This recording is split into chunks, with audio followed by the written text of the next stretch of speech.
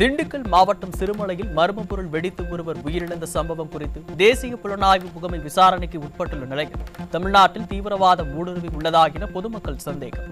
சட்டம் ஒழுங்கு முற்றிலும் சீர்குலைத்துள்ளதாக எதிர்க்கட்சித் தலைவர் எடப்பாடி கே பழனிசாமி தொடர்ந்து குற்றம் சாட்டி வரும் நிலையில் முதல்வர் ஸ்டாலின் நாடக வீடியோக்களுக்கு காட்டும் ஆர்வத்தை குறைத்து மக்களின் பாதுகாப்பு பணியில் முழு கவனத்தை செலுத்த வலியுறுத்தல்.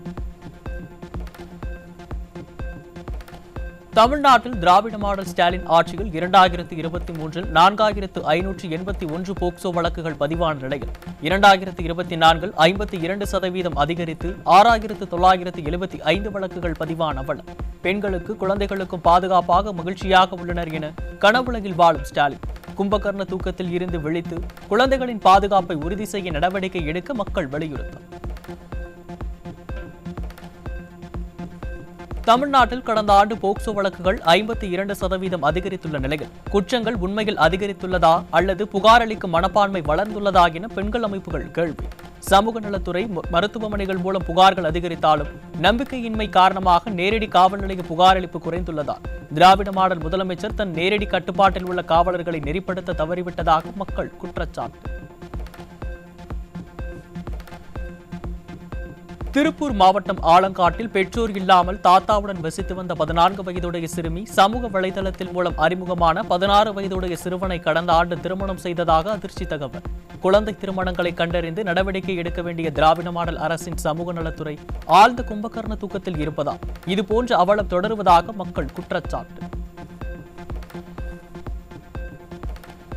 நீலகிரி மாவட்டம் உதகை அருகே சொத்து பிரச்சினை காரணமாக தந்தையை கொலை செய்த மகன் பிடிபட்டார். திராவிட மாடல் திமுக ஆட்சியில் என்ன தவறு செய்தாலும் வெளியே வந்துவிடலாம் என்ற தைரியத்தில் கொலை கொள்ளை பாலியல் வன்கொடுமை போன்றவை அரங்கேறுவதாக மக்கள் குற்றச்சாட்டு. திண்டுக்கல் மாவட்டம் நத்தம் சானார்பட்டி அருகே பெற்ற மகனை அரிவாளால் சரமாரியாக வெட்டி கொலை செய்த தந்தை. மது போதையில் இருவருக்கும் இடையே ஏற்பட்ட தகராறு கொலையில் முடிந்த நிலையில் மது என்ற அரக்கனால் இன்னும் எத்தனை குடும்பங்கள் இப்படி சீரழியுமோ என பொதுமக்கள் கேள்வி. தஞ்சை மாவட்டம் கஞ்சனூர் பகுதியைச் சேர்ந்த பைனான்சியர் 2 நாட்களுக்கு முன்னர் மாயமான நிலையில் அரியலூர் மாவட்டம் ஜெயங்கொண்டம் அருகே தீ வைத்து எரிக்கப்பட்ட நிலையில் சடலமாக மீட்பு. நிர்வாக திறனற்ற திமுக ஆட்சியில் கொலை சம்பவங்கள் சர்வசாதாரணமாக நடைபெறும் நிலையில் சட்டம் ஒழுங்கு சீராக இருக்கிறது என்று முதலமைச்சரால் எப்படி சொல்ல முடிகிறது என மக்கள் கேள்வி. கிருஷ்ணகிரி அருகே போத்திநாயக்கன்பள்ளி பகுதியில் இளைஞரை அடித்து கொலை செய்து தீ வைத்து எரிக்கப்பட்டதால் பரபரப்பு. பச்சையப்பன் என்பவரை அடித்து கொலை செய்து தீ வைத்து எரித்ததோடு காவலுக்கு இருந்த நாயையும் கொன்றுவிட்டு மர்ம நபர்கள் தலைமறைவு. திருப்பத்தூரில் வீட்டின் அருகே மது அருந்திக் கொண்டிருந்த இளைஞரின் கழுத்தை அறுத்து சரமாரியாக கத்திக்குத்து. உயிருக்கு ஆபத்தான நிலையில் மருத்துவமனையில் சிகிச்சை.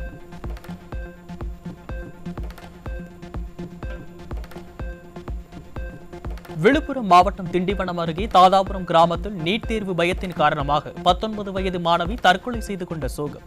முதல் கையெழுத்து நீட் ரத்து என பொய் வாக்குறுதி அளித்து ஆட்சிக்கு வந்த ஸ்டாலின் மாணவர்களின் உயிரில் விளையாடுவதாக மக்கள் குற்றச்சாட்டு.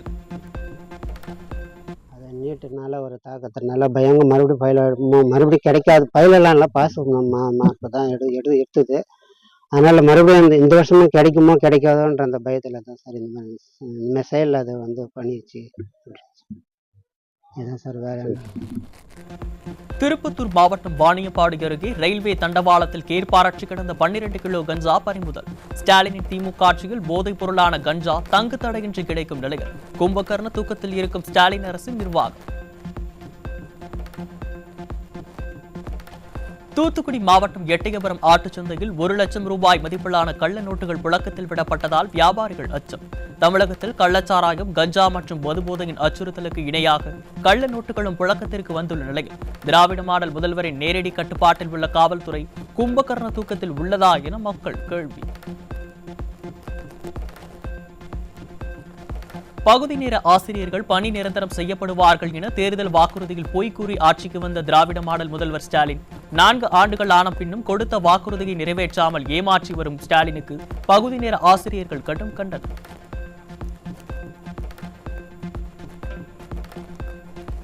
தூத்துக்குடியில் மாநகர பகுதியில் சில மணி நேரம் பெய்த மழைக்கே மாநகரின் பல்வேறு தாழ்வான பகுதிகளில் மழை நீருடன் கழிவு நீரும் சேர்ந்து ஓடிய வண்ணம்.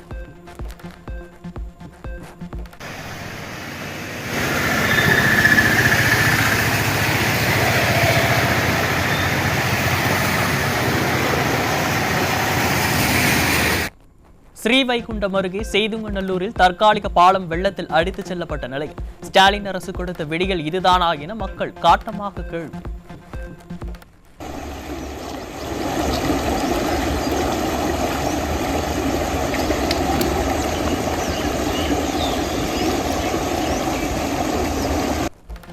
நெல்லை மாவட்டம் அம்பாசமுத்திரம் அருகே தொடர்ந்து பெய்து வரும் கனமழையால் தண்ணீரில் மூழ்கி நெற்பயிர் நாசம். திமுக அரசு உரிய இழப்பீடு வழங்க வேண்டும் என விவசாயிகள் வலியுறுத்தல்.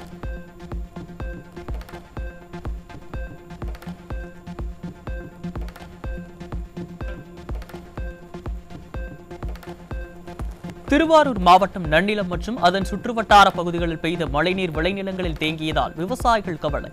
திமுக அரசு உரிய நிவாரணம் வழங்க வேண்டும் என விவசாயிகள் வலியுறுத்தல். சில மணி நேரம் பெய்த மழைக்கே தூத்துக்குடி அரசு மருத்துவக் கல்லூரி மருத்துவமனையில் மழைநீர் குளம் போல் தேங்கி நிற்பதால் நோயாளிகள் கடும் அவதி. திமுக ஆட்சியில் மாவட்ட நிர்வாகம் முறையாக மழைநீர் வடிகால் வசதி ஏற்படுத்தாததே காரணம் என மக்கள் குற்றச்சாட்டு. தமிழ்நாட்டின் பல்வேறு பகுதிகளில் பரவலாக மழை. வெப்பம் தணிந்து குளிர்ச்சியான சூழல் நிலவியதால் விவசாயிகள் மற்றும் பொதுமக்கள் மகிழ்ச்சி.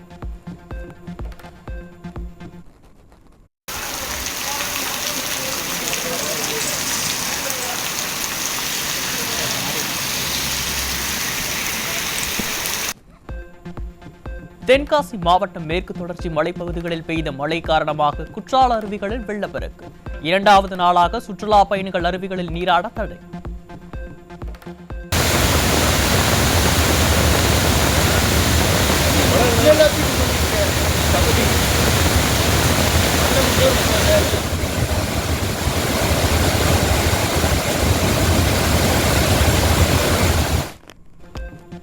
நீலகிரி மாவட்டம் குன்னூரில் நடைபெற்ற திமுக நிகழ்ச்சியில் நகர்மன்ற தலைவரின் கையில் இருந்து வளையலை உருவி ஒழுங்கீனமாக நடந்து கொண்ட திமுக கவுன்சிலர்.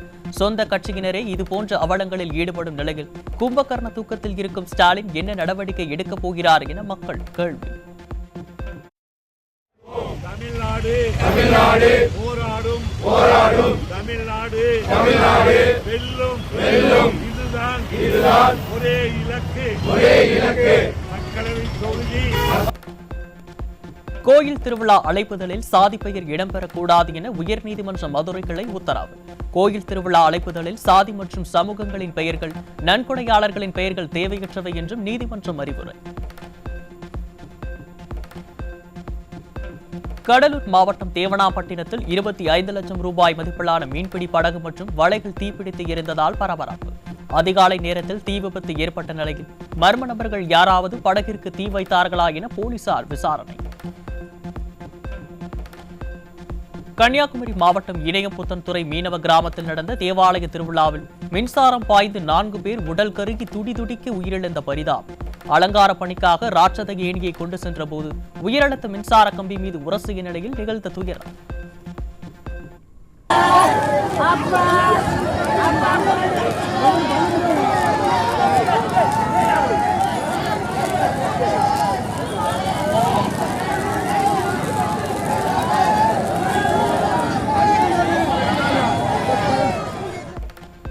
விசிக 2 எம்பிக்கள் மற்றும் 4 எம்எல்ஏக்களுடன் இருந்தும் கட்சியின் கொடியை ஏற்ற முடியாத நிலை ஏற்பட்டுள்ளதாக அக்கட்சியின் தலைவர் ஆதங்கம். கூட்டணியில் விரிசல் இல்லை என கூட்டணியை நம்பி மட்டுமே தேர்தலை சந்திக்க நினைக்கும் விடியா திமுக தலைவர் ஸ்டாலின் கூறி வரும் நிலையில் கூட்டணி கட்சிகளின் சமீபத்திய ஆதங்கங்கள் கூட்டணி உறவுகளை முடிவுக்கு கொண்டு வருவதாகவே மூத்த பத்திரிகையாளர்கள் கருத்து. தமிழ்நாட்டில் 12ஆம் வகுப்பு பொதுத் தேர்வு நாளை தொடங்குகிறது. வரும் 25ஆம் தேதி வரை நடைபெறவுள்ள பொதுத் தேர்வை தமிழ்நாடு முழுவதும் 3316 மையங்களில் 8.21 லட்சம் மாணவர்கள் எழுதவுள்ளனர். கடலூர் மாவட்டம் புவனகிரியில் உள்ள ஸ்ரீ அங்காள பரமேஸ்வரி அம்மன் ஆலயத்தில் வெகு விமர்சையாக நடைபெற்ற மாசி மாத முத்தங்கி சேவை திருவிழா. முத்தங்கி அலங்காரத்தில் வலம் வந்த அங்காளம்மனை திரளான பக்தர்கள் தரிசனம்.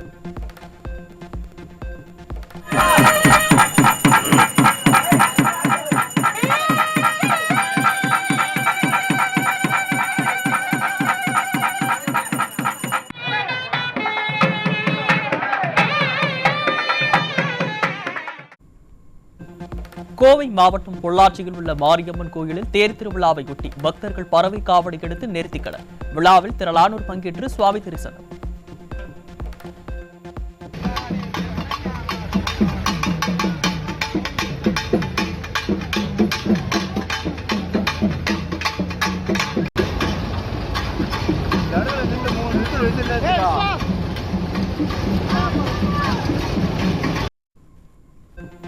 இஸ்லாமியர்களின் முக்கிய பண்டிகையான ரமலான் நோன்பு நாடு முழுவதும் இன்று தொடங்கியது.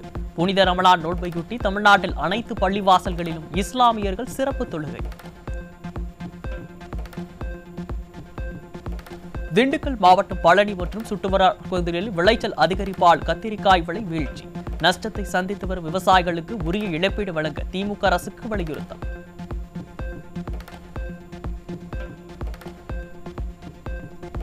தமிழ்நாட்டில் மரபணு மாற்றுப்பருத்தி விதைகளை வாங்கி எதிர்பார்த்த விளைச்சலை பெறாமல் விவசாயிகள் ஏமாந்த நிலையில் விற்பனையை தடுத்து நிறுத்தாமல் விற்பனையாளர்களின் மீது நடவடிக்கை எடுப்பதாக அறிவிக்கும் திராவிட மாடல் அரசு. போதை மது விற்பனையை தடுக்க நடவடிக்கை எடுக்காமல் போதை புழக்கத்திற்கு அடிமையாகாதீர்கள் என விளம்பரம் செய்வது போன்று ஸ்டாலின் அரசின் இச்சைகள் உள்ளதாக விவசாயிகள் வேதனை.